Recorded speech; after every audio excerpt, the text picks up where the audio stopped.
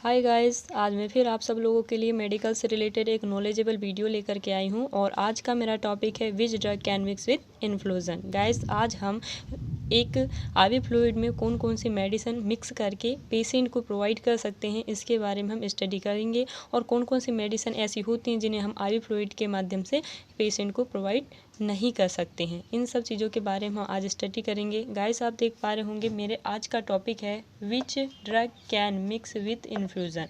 Okay, तो आज का टॉपिक है which drug can mix with infusion. सबसे पहले देखेंगे गाइस कि आईवी फ्लूइड कौन कौन से होते हैं। सबसे पहले दिखा है NS, DNS, dextrose 5%, dextrose 10%, iso M and iso P. तो एनएस का फुल फॉर्म होता है नॉर्मल सलाइन, डीएनएस का फुल फॉर्म होता है dextrose normal saline. Okay guys, तो ये सारे आईवी फ्लूइड्स होती हैं जिनमें हम ड्रग या कोई भी मेडिसिन मिक्स करके पेशेंट को प्रोवाइड करते हैं। गाइस, ये जो नॉर्मल सलाइंस होती हैं या आईवी फ्लूइड्स होते हैं ये 100 ml के भी होते हैं और 500 ml के भी होते हैं। So NS, DNS, RL, dextrose 5%, dextrose 10%, इसमें 500 ml और 100 ml के भी फ्लूइड आते हैं। आइसो एम, आइसो पी हैं। 7 प्रकार के आईवी फ्लूइड आते हैं। कौन कौन सी दवाइयाँ एक साथ मिक्स करके हम आईवी फ्लूइड के साथ डाल सकते हैं आज जानेंगे। सबसे पहले मैंने कुछ मेडिसिन्स लिखी हैं जो हम आईवी फ्लूइड के माध्यम से एक पेशेंट को प्रोवाइड कर सकते हैं। फर्स्ट है इंजेक्शन इनोसेन, सेकेंड है इंजेक्शन बस्कोगार्ड, थर्ड है ट्रामाडोल, फोर्थ है लेसिक्स, 5 है इंजेक्शन कैल्शियम ग्लूकोनेट, 6 है पोटेशियम क्लोराइड, 7 है एस्कॉर्बिक एसिड जिसे हम विटामिन सी का इंजेक्शन कहते हैं। देन उसके बाद है MVA मल्टी विटामिन, देन उसके बाद है ट्रेनेक्समिक एसिड एंड फिर है पिप्रिनेसिन, फिर है ओंडम एस्टेरॉन एंड इंजेक्शन, फिर है सेफ्ट्राएक्सोन। ओके, तो ये सारी जो मेडिसिन्स है इसे हम आईवी फ्लूइड के माध्यम से पेशेंट को प्रोवाइड करते हैं। लेकिन गाइज,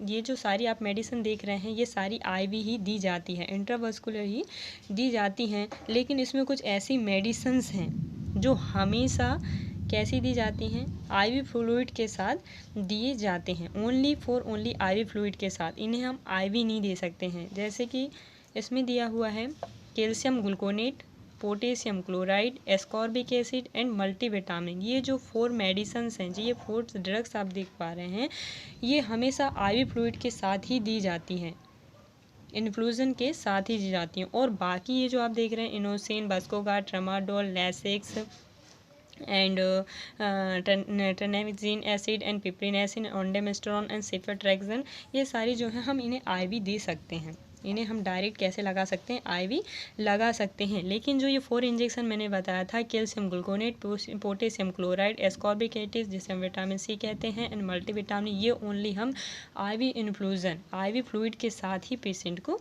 देते हैं। देन उसके बाद जो ट्रामाडोल इंजेक्शन है, ट्रामाडोल कहाँ है, ट्रामाडोल, ये ट्रामाडोल इंजेक्शन जो है इसको हम आईएम भी लगा सकते हैं। यदि इस इंजेक्शन को डायरेक्ट हम आईवी लगाते हैं, तो पेशेंट को नोजिया एंड वॉमिटिंग भी हो सकती है। और पिप्रिनेसिन या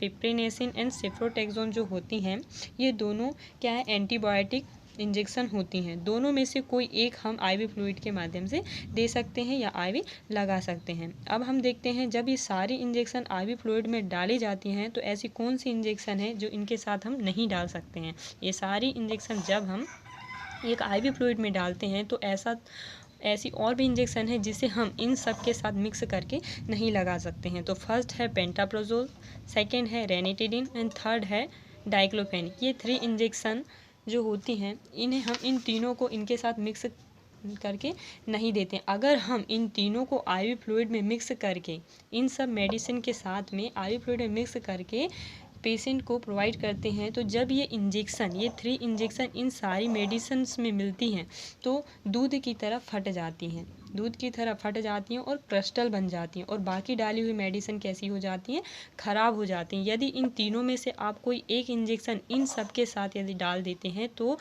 आईवी फ्लूइड में जो मेडिसिन हैं वो कैसी हो जाएंगी, ख़राब हो जाएंगी, क्योंकि ये जो पेंटोप्राजोल है इन सारी मेडिसिन के साथ क्रिया करके दूध की तरफ फट जाता है। देन उसके बाद रेनिटिडिन भी यदि इनके साथ डालेंगे तो सेम प्रोसेस होगी, वो दूध की तरह फट जाएगा। एंड डाइक्लोफेनिक भी इन सब के साथ सेम प्रोसेस करेगा। ओके, और क्रिस्टल बन जाएगा और बाकी डाली हुई मेडिसिन कैसी हो जाएगी, ख़राब हो जाएगी। अगर हम इन मेडिसिन को सिंगल आयु इन्फ्लूजन के थ्रू देना चाहते हैं तो दे सकते हैं।